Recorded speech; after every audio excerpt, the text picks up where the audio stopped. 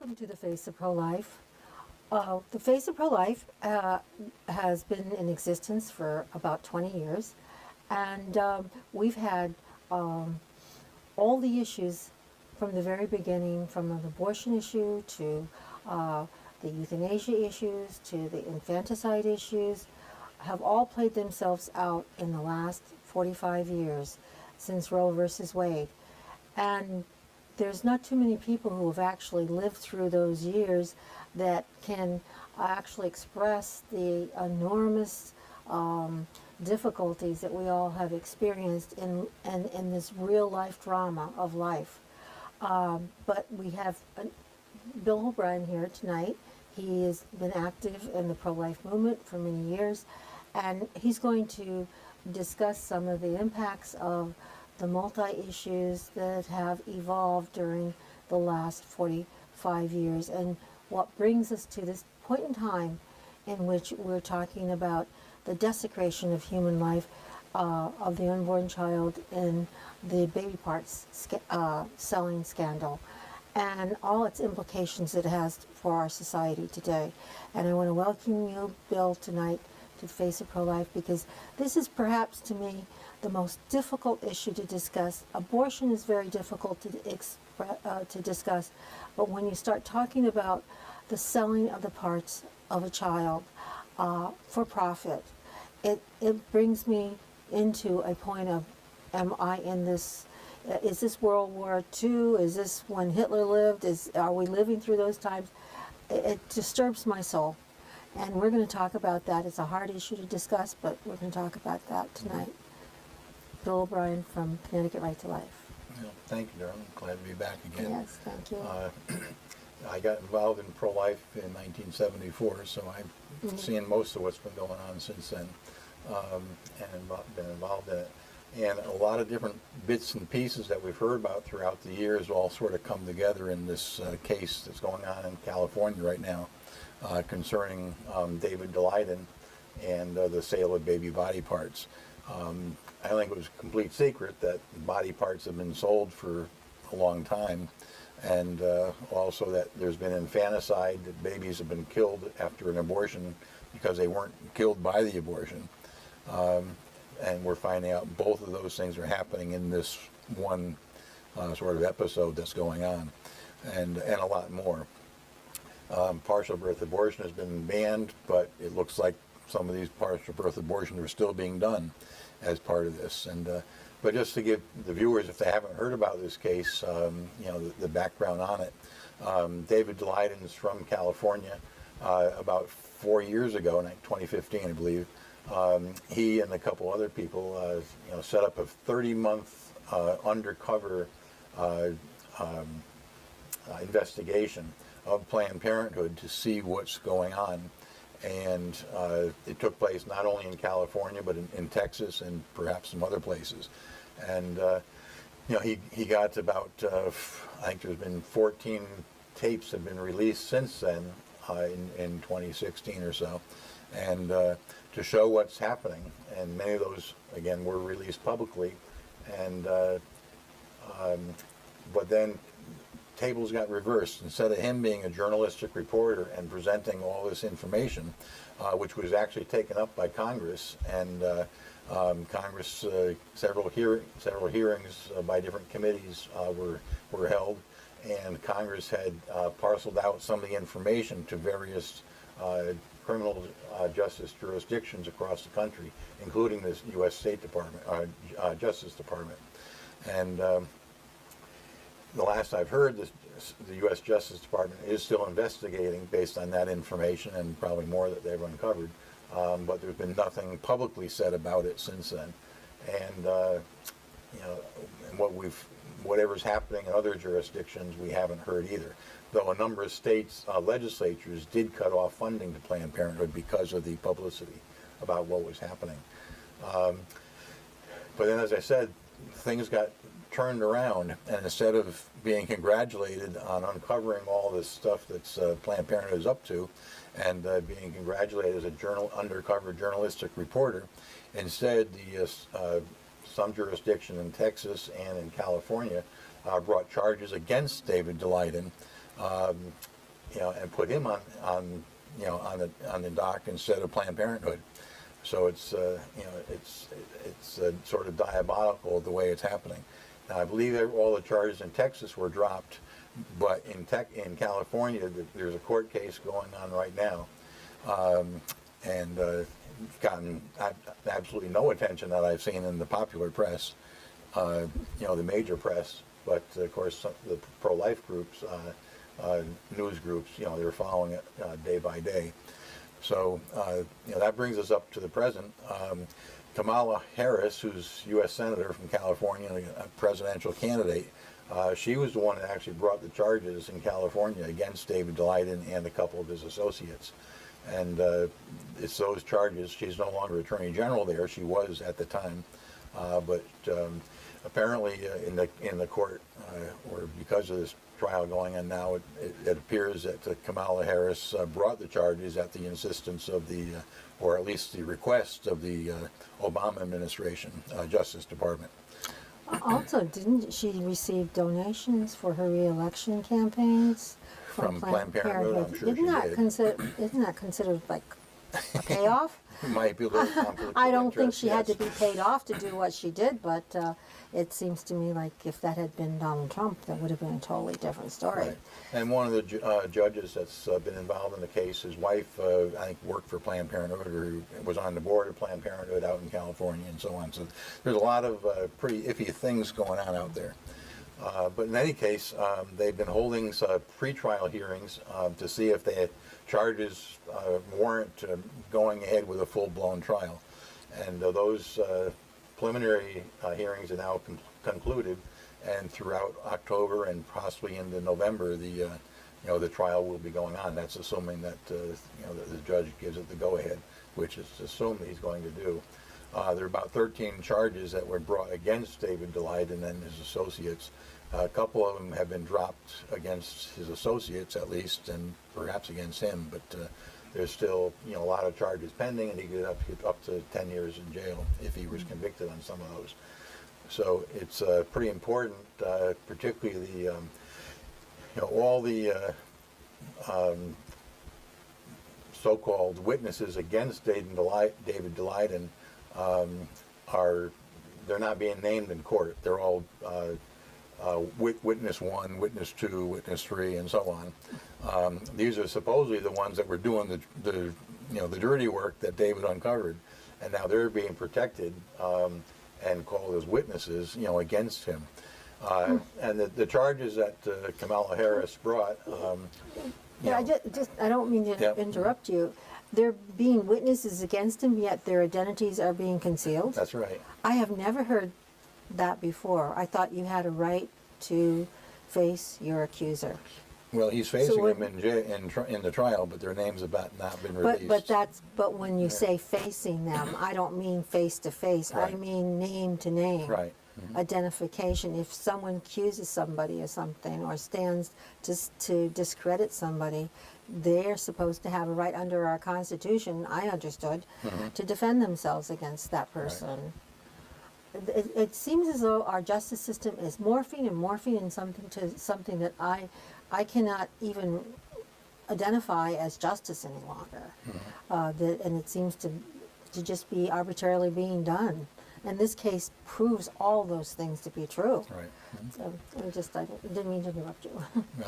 Well, in the pro-life press, they're able to identify each of these witnesses because they've already been shown publicly on the videos that were released, but not from the court. So it's an odd thing. This is justice. I mean, I've never. So this is an arbitrary decision made by a judge, right, to conceal and protect someone who's doing.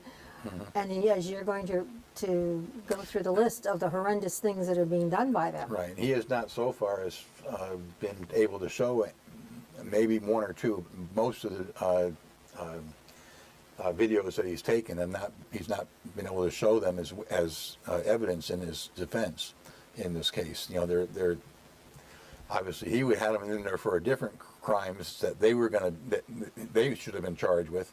But the crimes he's being charged with, they say, well, these don't relate to those crimes that you're being charged with, so you can't show those films. So it's a big It's whitewash. California justice. Yes. You know, Yeah. certain states have certain judges, circuit courts, that are so blind to justice these days that it is certainly frightening. And everybody, you know, as people say, oh, well, I'm pro-choice, this is okay. Everyone, including pro-choice people, should be concerned about a justice that no longer is an honest and fair trial, and evidence is allowed to be submitted.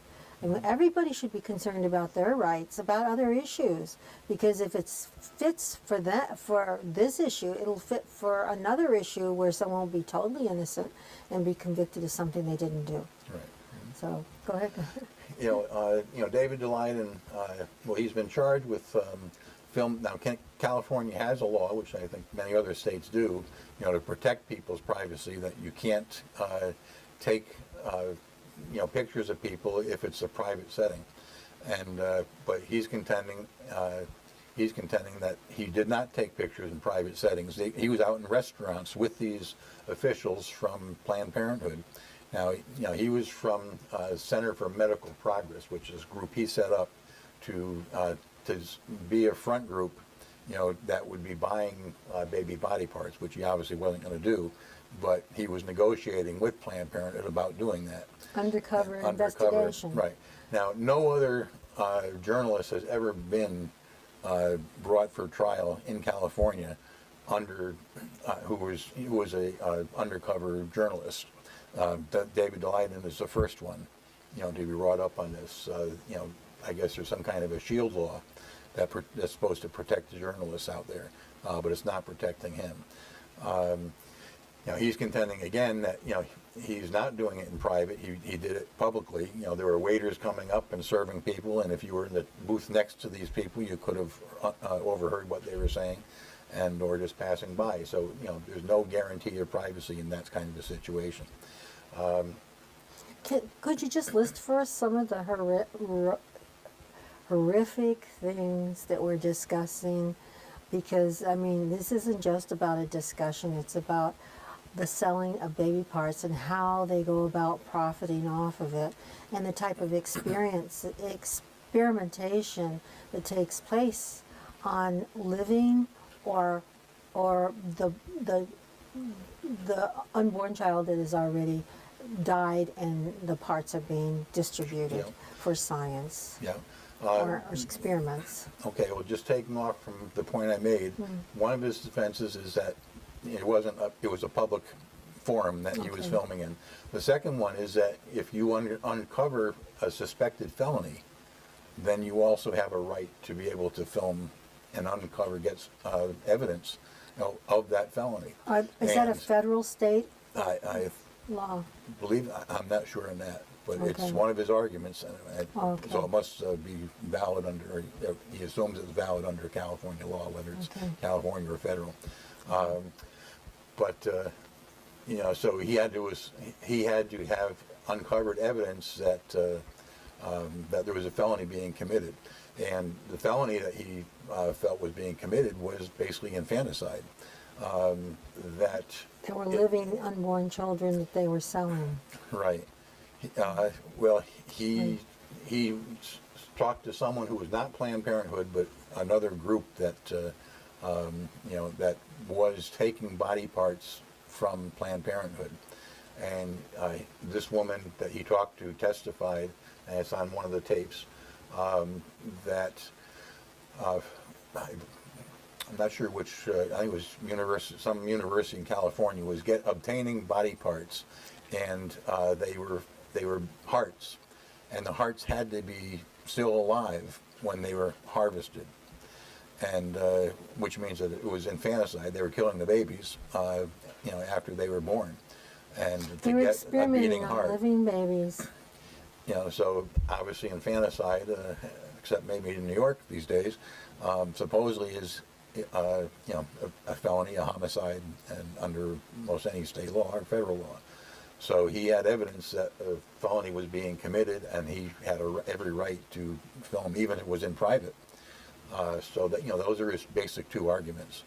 And then what happened to that? From what I understand, when the person didn't want to purchase them at the time, and they had only so much time to use the baby's hearts, they had to be removed, or at the time of the experiment, what happened to them? Because the story tells us more, doesn't it? You go ahead and tell it. Well, I'm not sure which point you're getting at well, there. they didn't buy them. He said he didn't buy them, and that they didn't want to purchase them. And at the time, David said. yes, he Okay. said he didn't want to purchase it. The person who he's discussing this with, who was a purchaser for baby parts, he said he didn't want to, and the abortionist went over to the sink and drowned the two twins. Mm-hmm.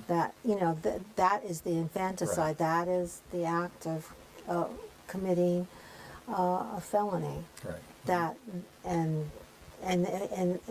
then, according to the article that I think we're both reading, he said that he felt that it was his responsibility to report that as a homicide, and yet he's being charged for reporting All it, kinds of other things, right? Uncovering it. uncovering it. Yeah. And I'm sure it's not the only time that this happens. Right. It happens all the time. Mhm. And so that was the whole purpose of the investigation, was to expose the destruction of living babies that are still alive, and also the babies that they're piecemealed into specimens for science or universities. Not, I mean, maybe you want to say that's scientific to have people in universities experimenting on human tissue or human organs and all that. I consider it gross. I think it's sacrilege. I think it's like the worst thing practically that you can do, like desecration of a corpse. To me, I don't consider that science, but it's a big market for it. It's a huge market. It's thousands and thousands of millions of dollars. And that's very profitable for Planned Parenthood and any abortion clinic. And the exposure is enormous to me. And the public needs to get a conscience about this. Right. Well, that same witness, beyond drowning, or reporting the drowning of the two babies, she was also reporting the intact sale of whole babies. So how do you get a whole baby, from an abortion? You could pretty well assume that it was born alive as a whole baby and killed afterwards. In your usual abortion, it's dismemberment abortion. You're pulling the baby apart piece by piece, so you're not going to get an intact baby. So something was wrong there. There are another group had published a list of baby body parts and the price that they were sold at. That was a few years ago. But David, he was negotiating, and the Planned Parenthood people were saying, well, we don't sell it as a whole. It's you get more money if you sell it piece by piece. A liver, a kidney, a heart, the brains, the head, whatever. So you can total up to $1,000 for a head.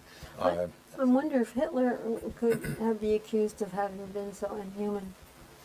I mean, this is like surpassing even some of the most wretched things that we hear about during the time of the Hitler in the concentration camps. This is just getting overwhelming. And yet, David is the one who is being prosecuted right now. Yes. Now, it's against federal law to sell baby body parts. Now, that doesn't mean you can't get them for research, but it's got to be at, basically at your cost of obtaining them. But if there's a profit built in, that's against federal law. And that's also what David was trying to show. And again, and also it would be against the law to change the procedure, the way that they do the abortion. in order to obtain the body parts. And In yet other that- words, you're doing something that's not in the benefit of the mother, but you're putting her at additional risk, by changing the procedures because you want to make a profit on this. They're making a profit up front when she pays them for the abortion, and making a profit on the back end, by selling all these body parts, which at least, again, this woman, Holly, from the outside organization, she said that, these women don't know that these baby body parts, their baby's body parts are being sold, and they'd have no way of knowing that. It's so extraordinarily gruesome that you would think there would be some understanding of the seriousness of the issue in the court. But instead, it appears as though only Planned Parenthood's reputation, only the people who did these horrendous acts of inhumanity to these unborn children are getting protected, not the unborn children, not the ones that, out of respect for the ones who were dissected and destroyed, but also for the children who are in the future. That in other words, this is still a booming business. And it's a business. Again, it's not in the interest. It's a profit margin for Planned Parenthood. It's not in the interest of the woman to go into Planned Parenthood and be counseled into getting an abortion when they're looking at her as a source of profit in two ways that the woman is not aware of, or at least one way that the woman's not aware of. $650 for the abortion, maybe more, a little bit more. The least amount might be $350 if it's an early abortion. But they can sell the baby's body parts if it's in late term. Perhaps thousands for one baby. Yes. The various parts. So gruesome, so terrible. So, and back to David and what he's going through and what he will continue to go through, because he's not going to stop. This isn't going to stop him because he's more convinced than ever that this was the right thing to do, what he did. And he didn't break a single law in the state of California, and yet he's being prosecuted. Right. Yeah. So, they're gearing up now for the full-blown trial. That was just the preliminaries to it. And, unless the judge throws out all those charges, they'll be proceeding, with full-blown trial, and we'll see what happens on that. Do you think that if it, now that we have judges that are so politically motivated that they're not looking at facts anymore or evidence, and they're so partisan, that if for some reason he did have to go to jail or spend time or pay huge fines, do you think that this will stop other people from exposing the industry of baby parts? Do you think this is? Do you think this will be something that will drive the discussion more, or do you think that it can curtail people exposing these horrible things that are I think happening? if it goes against Dave, it'll certainly cause a private individual to think twice about moving ahead. It's costing David, millions of dollars in legal fees, I'm sure. But he's getting donations Well, of the sort. there's so. several pro-life legal groups that are helping to defend them, but those groups are having to raise a tremendous amount of money to do that defense. Now, as I mentioned earlier, though, there are government agencies that are supposedly doing investigations on their own. So we'll have to see if any of those materialize and actually bring charges against Planned Parenthood based on the same information. I have a problem. I've worked in nonprofits for many, many years, and I find it odd that a nonprofit could have a business of selling specimens of human beings that they had killed, whether it's legal or not, and then profit off of it, and then still act as a nonprofit. A nonprofit should not be profiting off of the gruesome killing of another human being and then turn around and say, but we didn't make any money, so we need your money now. They should lose their nonprofit status completely. In other words, they have to have two different buildings to do what they do, or two different names, because as one profit, should they be able to profit off of Well, I mean, those with the new issues. Trump administration ruling, they do have to separate their abortion business from their contraceptive business. When I say separate it, I mean they're different buildings, so that's coming. I hope soon. But That's- but the tax status of being a nonprofit, they're still the same. But are they? They're not nonprofit. Not if you're selling the baby parts at thousands of dollars. Well, they get over You're- $1 billion. Their income is over $1 billion a year, and Incredible. about half of that comes from the U.S. government and state governments. So yes, why are we, giving Yeah. money through our taxes to subsidize Planned Parenthood? Shed no tears for Planned Parenthood losing their federal monies that were being given. They're unscrupulous, and the things in which they do to human beings is it eclipses any form of understanding of where we are today about what we consider compassion and care. As we shared to you tonight, this is a difficult subject to discuss. We hope that you'll look for it in the news. Go to LifeSite News if you want to get the latest story. Lifenews.com, LifeSiteNews.com, and investigate it for yourself and find out all the details. And know that it's important for you to be informed and to understand the impact of such implications as what's happening in the pro-life movement, and to the aborted babies, and pray for them, that their souls rest in peace. Thank you for tuning in.